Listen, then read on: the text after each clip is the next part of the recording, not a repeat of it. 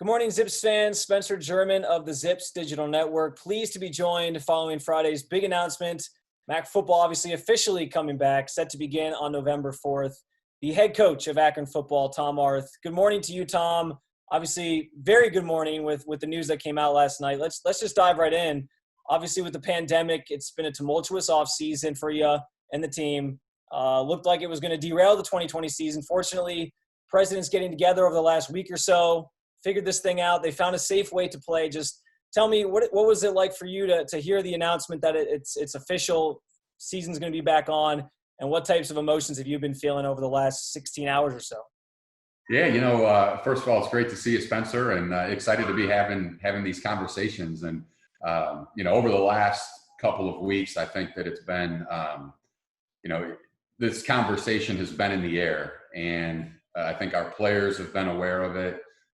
Certainly our coaching staff, and there's just been this anticipation and this hope that we would have the opportunity to play. So yesterday we kind of knew was the ultimate decision day, and I think we had a good feeling that we were going to have the opportunity to play. But until you get that call, until you hear officially, there's a lot of anxiety. And I was talking with our athletic director Larry Williams yesterday, and I said, I don't know, for whatever reason, I haven't had that type of feeling since I was playing. And I was playing for the Colts, and I'm sitting there. It's like training camp just ended. It's the last cuts, and you're just sitting waiting for that phone call to find out what your future holds. And it was that same type of anticipation and anxiety to a certain extent. And certainly when the news came in that the presidents had unanimously approved the decision to move forward with the fall season, just a great sense of excitement. And I'll tell you, it became real when we scheduled the team meeting yesterday at 5:00, and I was able to share the news with our team, and got the full gallery view on Zoom. And usually your virtual meetings aren't that enthusiastic, but the smiles across the faces, guys like celebrating, it made it real. And at the end of the day, I think it takes us back to like why we all do this. And the game was taken away from us, and as much of it's a profession, as much of it's a job, and responsibilities and the sacrifices that we all make to be as good as we can be. At the end of the day, we do this because we love it, and we love competing. And this game teaches us so many lessons. And when that's taken away from you, I think you really fully realize, just the true reasons why we're involved in the game of football. Yeah, no, that's an awesome perspective. And, I think the pandemic, I think in general, has taught a lot of people, you take some things for granted. You kind of go through you get to a point where you're so comfortable with what you're doing every day. And even with coaching, this is what you love to do. It's just become second nature for you. So then when you lose it, it's like, man, like what am I going to do? So that's awesome that you were able to share that with the team. And that was actually going to be my next question. So we got that covered. I'll go to the next thing. Just obviously people on the outside looking in, they're going to want to see, with football coming back, what is being done to keep the athletes safe.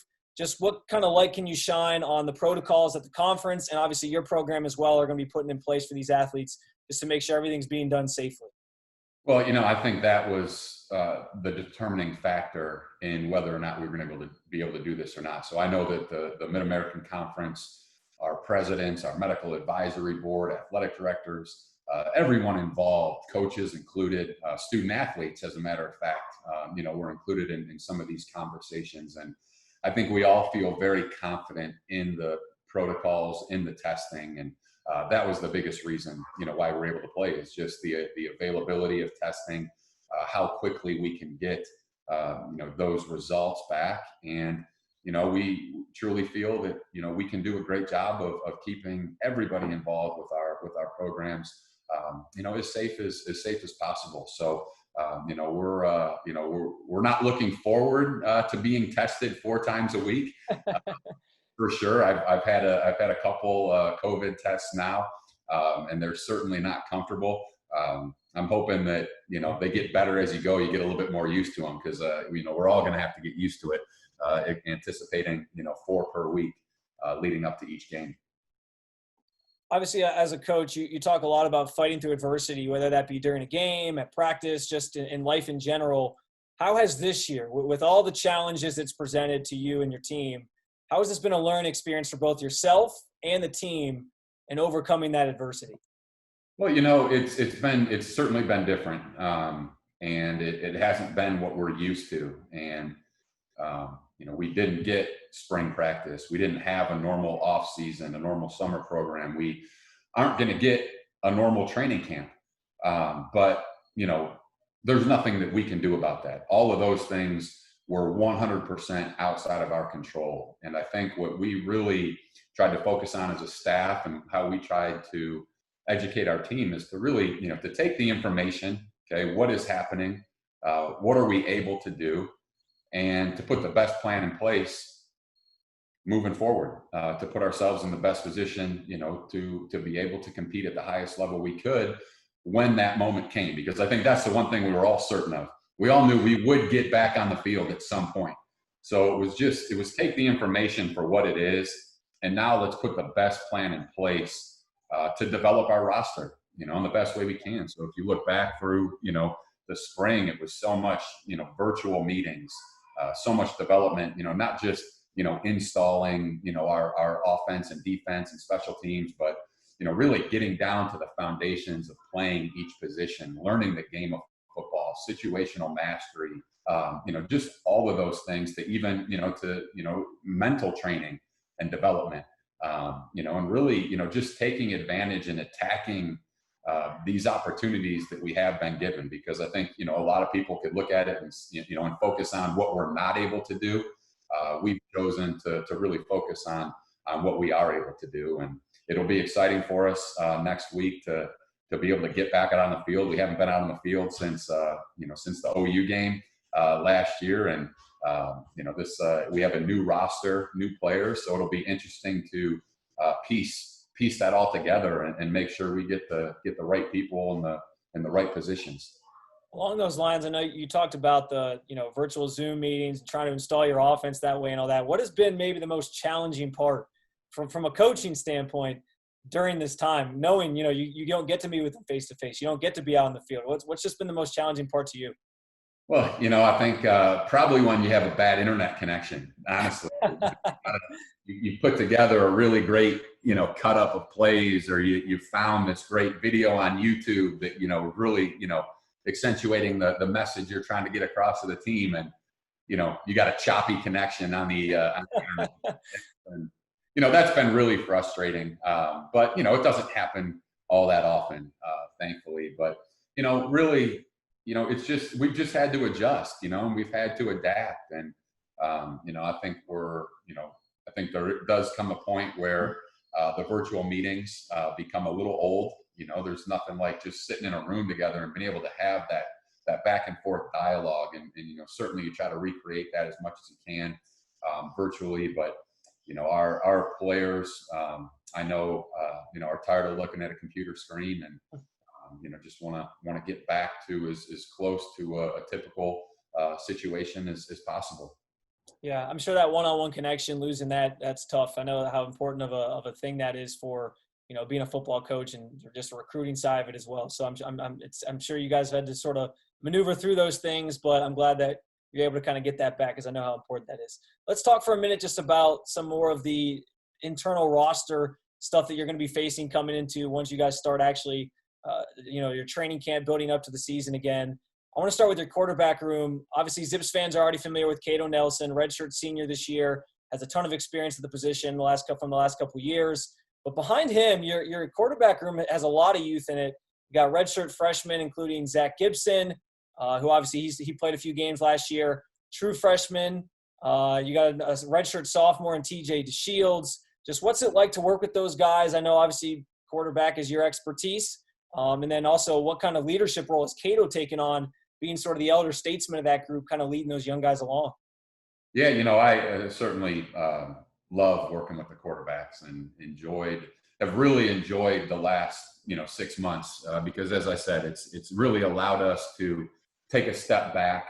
Obviously, we weren't able to be together. We weren't able to, train on the field and, do all those sorts of things. But what we were able to do was to really develop mentally and, learn what it takes to play the position. And, we put Coach Schaefer, myself, Coach Gasser, we put so much time into, putting together these, teach tapes and these, just a program in place, quarterback school, essentially for these guys. And it's been a lot of fun to go through that with them and to be able to sit down and to take a couple hours and just talk about, your demeanor in the huddle, calling a play, like, just what all that represents and, just kind of breaking it down from things that foundational, all the way to, okay, well, it's 3rd and 4 to 6 and, we're in this particular situation. We're seeing this coverage. All right, well, what's our call? What's our mentality? What's our thought process? So we've really been able to, to dive into the mental aspects of playing the position and what it means to be the quarterback. Not just to be a great football player, but what it means to be the quarterback. And I think that's been really positive for us. And again, it's going to be a wide open competition, and it's certainly, that was our plan going into spring. Lost spring. That was our plan going into training camp and, didn't get that. So we're not at a different place than we were, this time last March. So, while the timeline's adjusted and how we're doing things our guys know that they have to go out there and compete. So I'm excited to see that. And I know I've seen a lot of progress. TJ DeShields has had an incredible offseason, really, developed, not only, mentally, but I think that's always where his strength has been. But I've really seen him develop physically, in terms of becoming the best athlete that he can be, getting stronger, getting faster. And, Zach has, made some really great strides in the classroom, which again, it's kind of, we're evaluating them based on what we can, at this point. And I've been very pleased with a lot of what I've seen from that group. And Cato, certainly, has been a big part of that. And, I know recently in our last couple of weeks, some of the meetings that we've had, just been really impressed by the maturity, that I've seen from Cato and, just really kind of where his mind is and the types of things that he's thinking about right now, in terms of what it's going to take for him to be the best that he can be and to lead our football program, to where we're capable of going. Awesome. Well, along the lines of the position battles and all that, just a little preview, I guess, for Zips fans. Just as you start getting into practice and really monitoring guys and seeing what everybody's doing and developing, I'm curious, what are some of the notable position battles that will play out over the next month or so at practice as you get into that first week of the season? Boy, I think that's what's really exciting, Spencer, honestly, is, we do, I think, have a lot more competition in our program, across all positions. So as exciting as that is, I also think that brings, one of our greatest challenges as a staff is to get to, what is the right makeup of our team, when we're in, each personnel grouping offensively, defensively, who are, the best guys in what roles on each special teams unit.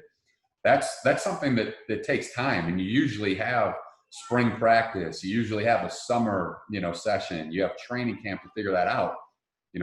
We don't have that. We're going to have to get to the truth really quickly. So I think, the evaluation and the personnel decisions that our staff is going to have to make are going to be critical for us to get off to a fast start. With as short of a season as it is, there's no time to really kind of figure it out as you go. It's a 100-yard dash.